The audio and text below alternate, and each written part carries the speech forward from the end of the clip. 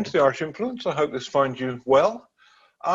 We are talking Seamus Heaney this evening, but we're actually going to start, as we have done the last few weeks, with a good friend, Christian Dupont, in the Burns Library. And before we get to our main conversation with Geraldine Higgins, Christian, you have a special guest who's going to tell us about, in a way, the whole point where this began.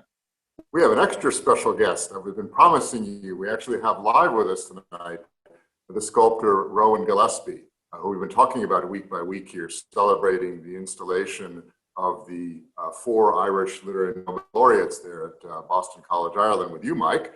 The first version of which we have upstairs in our Mapston Burns Library.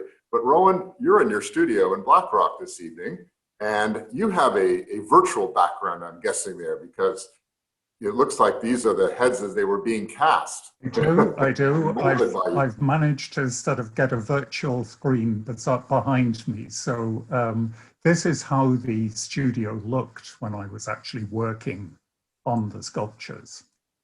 But you know, I'd like to start by telling a little story that my brother told me many years ago when I was working on the sculpture of W.B. Yeats for Sligo. He said that Plumelec in France decided that they wanted to honor the general who came with the American liberating force at the end of the Second World War with a statue. They got a Parisian sculptor to make the statue, and they put it up in Plumelec, and everybody was very happy with it.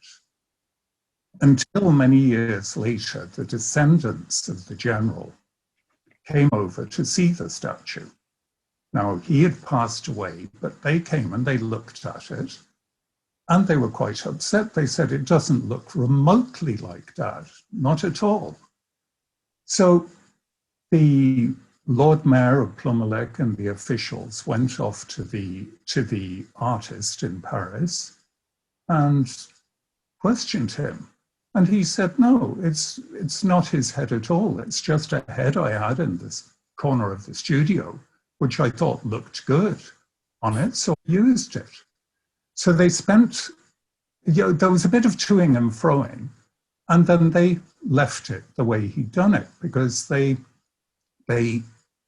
thought, well, what difference does it make? Nobody's going to really care what the general looked like. Now, I became quite obsessed by this story and resolved that on any sculpture I ever did, that I would research the matter properly. I would make sure that the sculptures did, as far to the best of my abilities, look like the person. And I would go further than that, but I'd make sure that there was something to tell you why they were of enough significance to be immortalized in bronze. Now, I did this several times, but probably my favorite project with this approach has been the Irish Nobel laureates. As you can see behind me, the approach of sticking photographs up on the walls all over the place, playing recordings while I'm working, reading material in the evening, looking for sort of unseen film footage of them, immersing myself totally in these wonderful people is a real delight for me. In particular, on this occasion, when one of them was still alive and to come to the studio to be sculpted, Seamus Heaney. Now, Heaney was more useful than just for his own sculpture. It was fantastic to have him there with his comments about the other ones, the little sort of inside information I got from him. But the main thing I remember, the first memory of him there was that I got quite far on the other heads the day he arrived. And he looked around at them, and then very quietly he said, you know, I feel like a little hillock at the bottom of the of the Alps, a little foothill at the bottom of the Alps, when I look at those people. He wasn't able to actually pose for very long. He was quite frail.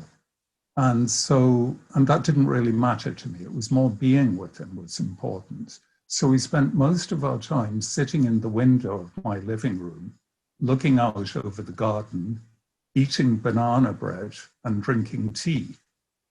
Now, I remember thinking, if I'd been with Shaw in those circumstances, I would have probably felt quite intimidated. With Yeats, I would have probably found it difficult. And with Beckett, I would have probably found it very quiet. But Heaney was Heaney. He was very accessible, approachable, easy to talk to, kind and generous in his way of being. He talked very easily about important things, about difficult things. Maybe that was partly because we were together choosing the 10 poems that I was going to engrave onto the pedestal of his sculpture. The Tolland Man came as the first one because I had actually been to Aarhus to see the Tolland Man, and he liked that. So he said, yeah, you can have that on it, Rowan, you can have that, but not on the front. On the front, he was very specific. He wanted digging at the top, which I think is no great surprise to anybody. But underneath digging, he wanted a poem called The Butts. And I remember him saying to me, not the kind of butts you're thinking of, Rowan, cigarette butts.